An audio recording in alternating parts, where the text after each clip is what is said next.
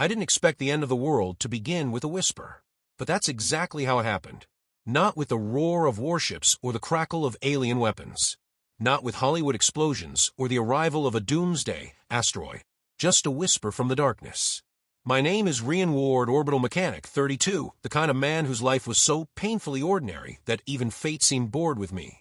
No fame, no fortune, just maintenance shifts, coolant leaks, and loneliness orbiting Earth at 30,000 kilometers an hour. The night everything changed, I was alone in the service module of Station Athena, tightening a loose thermal coupling when the lights flickered. At first, I blamed the power grid. Athena was old, creaking, and held together by budget tape. But then the radio hummed with a voice that was not human. It was melodic, smooth, hypnotic. Human, you are awake. Good. Do not be afraid. I froze, wrench in hand.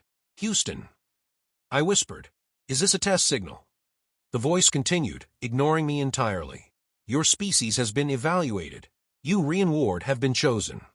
My heartbeat thundered in my skull. No one should have known my name. Nothing should have bypassed our encrypted comm channels. Before I could respond, the entire station trembled, a deep vibration that rattled my bones. Then the bulkhead in front of me peeled open, not broken, not melted, rearranged, like metal responding to an invisible sculptor.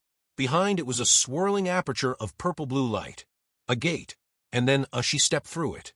Tall, luminous, skin like liquid silver under starlight. Eyes glowing with a fierce, ancient intelligence. Armor that looked grown, not forged, covered her form like living crystal. An alien, but not just any alien. She carried herself with the confidence of someone used to galaxies bowing at her feet. Rian Ward, she said softly, my name is Empress Xelyara of the Solharan Dominion. I have come for you. I should have screamed. I should have fainted. Instead, I said, Empress of what now? She tilted her head delicately, as if studying a curious animal. Of a civilization spanning 19 star systems. A pause, and I extend to you an invitation. The gate pulsed behind her like a heartbeat. Come with me, human. Your world is not ready for what approaches. But you may yet be ready for us. My mouth went dry. My hands shook. I don't understand. Her expression softened, something like sorrow, or perhaps fatigue. There are no men left on my planet. That was the moment the universe shifted. She brought me aboard her ship, if ship was even the right word. It wasn't metal and engines, but a living arc of shimmering plasma, shaped into form by fields of pure energy. When we stepped in, the entrance sealed behind us like water, returning to stillness. Inside, gravity adjusted to my gait instantly. Air composition adapted around my lungs. The walls pulsed faintly, with pink-violet bioluminescence like the vessel had a heartbeat. She led me down a corridor lined with patterns that changed as we passed, recording, analyzing, learning me. The Empress walked with elegant silence. I still don't understand, I finally said. Your message. Why tell me your planet has no men? Xelyara stopped. A small hollow field opened around us, projecting a world, lush, blooming, utopian in its beauty. Tall forests, floating cities. But one detail stood out immediately. Every figure was female. A century ago, she said, our Y chromosomal lines collapsed due to a genetic plague we could not stop. Men died first, then male embryos, then even lab-grown strains failed. For a time, we survived through parthenogenesis, artificial gene fusion. But without males, our genetic diversity has begun to decay. Our empire weakens. Our people fade. Her voice dipped into something colder. Human men carry the closest compatible genome in the galaxy. And among humans you, Rian Ward, match 99.47% compatibility. A cosmic miracle. My stomach dropped. You want me for breeding. She met my stare with calm seriousness. We want you for survival. I backed away instinctively, palms sweating. Why me? There are billions of men on Earth. Your DNA is unusually stable, extremely resistant to mutagenic drift, and your neurochemical pattern aligns with Solharan bonding phenotypes. Meaning you can form a psychic resonance with us. A bond. This wasn't real. It couldn't be. I'm just an engineer. She stepped closer. That is why you were chosen. You are unaltered, uncorrupted by ambition or war, pure of spirit in ways your leaders are not. I swallowed hard. And what exactly do you want me to do? Xelyara extended a hand. Let me show you my world. Then you will understand. The journey through hyperspace was a movement. It was dissolution. Space peeled apart into shimmering threads. Colors I had no name for spiraled through the void. Time distorted into ripples, sound becoming light, and light becoming emotion. The vessel itself seemed alive, responding to Xelyara's thoughts. And mine. Little pulses of warmth followed my heartbeat. Like the ship was learning me. I didn't understand how long we traveled. Minutes? Hours? Days?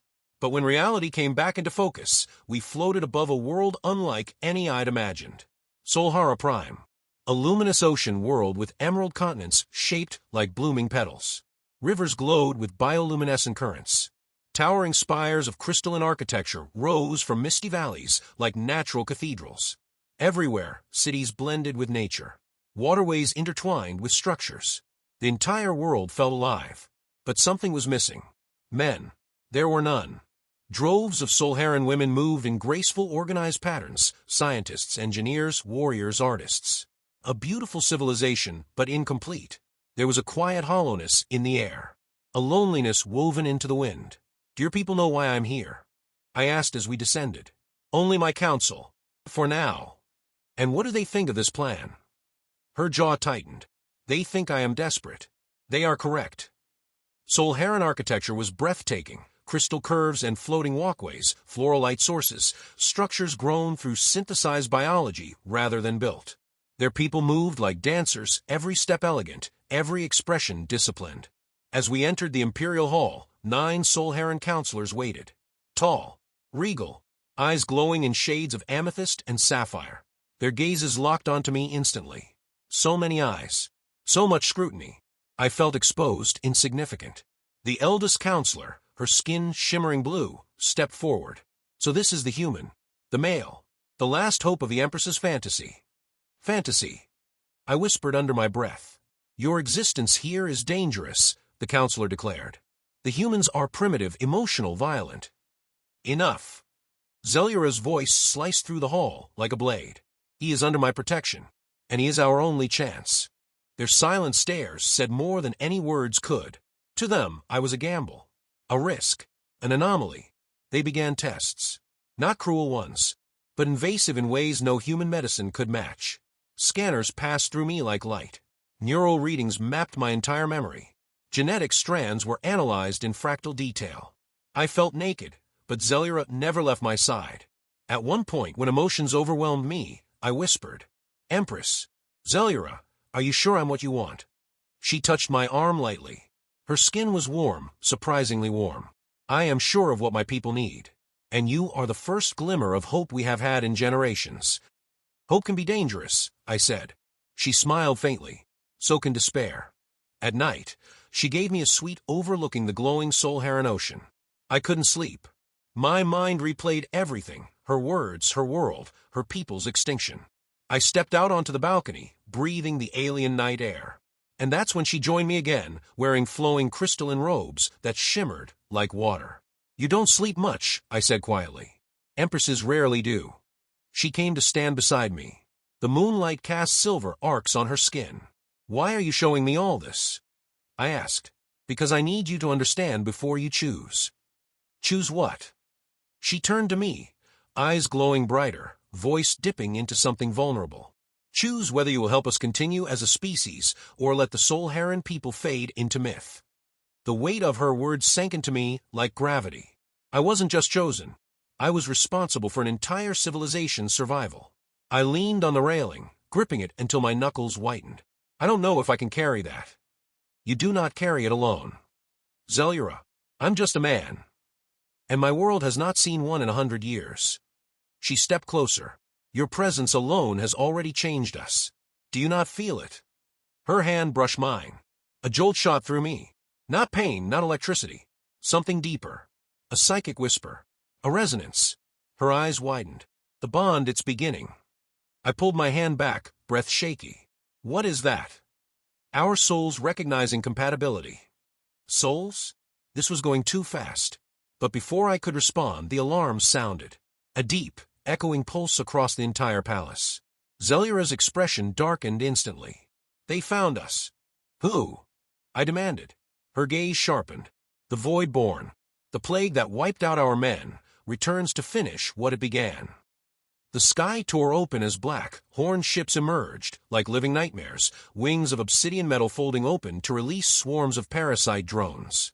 Explosions rocked the city. Solharan warriors rushed past us in shimmering armor, blades of light emerging from their wrists. Xelyara grabbed my arm. Rian, stay behind me. If the Voidborn capture you, everything is lost. We ran through corridors as enemy fire shattered crystalline walls. A drone lunged toward me.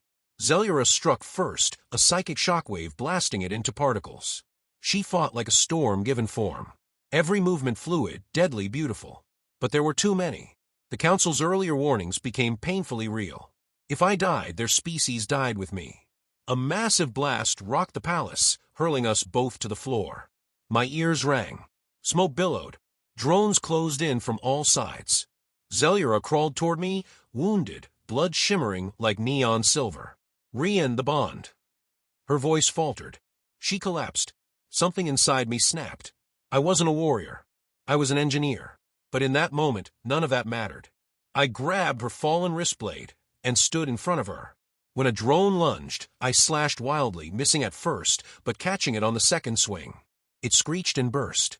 Another came. Then another. Fear kept me moving. Instinct kept me alive. But they kept coming, until a pulse erupted from my chest. A wave of psychic light. My resonance with Xelyara, blasting every drone backward. I staggered. What was that? Xelyara lifted her head weakly. The bond has awakened. You are connected to me, to all Solharans. I knelt beside her. How do I save you? Her hand trembled as she reached for my chest. Rian, kiss me. I blinked. What? Our people heal through resonance. Physical contact amplifies it. Please. She didn't have to beg. I leaned forward and pressed my lips to hers. The universe exploded. Light surged through us both. Gold, violet, silver. Threads weaving our life forces together. Her wounds closed instantly. Her breath steadied. And a shockwave blasted outward, destroying every Voidborn drone within a kilometer. She stood with newfound strength, lifting me with her. Her eyes glowed fiercely now. You saved me. You saved us. I swallowed hard. What do we do now? She took my hand. Now. Her voice deepened into something powerful, sovereign, unstoppable. Now we show the Voidborn what it means for Solhara to have a man once more. The battle for Solhara Prime became legend. Xelyara fought like a goddess reborn. And through our bond, I fought beside her, not with weapons or training, but with the psychic resonance that amplified her power tenfold. The Voidborn retreated. The skies cleared. The war was won. When the dust settled, the Solharan people gathered in the Imperial Hall. For the first time in a century, they bowed not only to their Empress, but to me. The elder counselor stepped forward, her expression changed. Human, Rian Ward, we were wrong about you. You are not a risk. You are a beginning. I glanced at Xelyara. She smiled, a real smile, warm and unguarded. Later, on the balcony overlooking the ocean, she took my hand again. Rian, we need you. Not just for genetics. Not just for survival. Her voice softened. I want you to stay. With me. As my equal. My partner. My emperor. The sky glowed with twin moons. Her hand tightened around mine. Will you accept my invitation fully now? I looked at her. Empress of 19 star systems. Last daughter of a dying empire. Warrior leader. And someone who had come to trust me. I exhaled slowly. Xelyara, yes. Her eyes shimmered. Then today, Rian Ward, the Solharan Empire, is reborn. And as the light of a new dawn washed over the alien horizon, I realized that the whisper, which began this journey, had become the greatest calling of my life.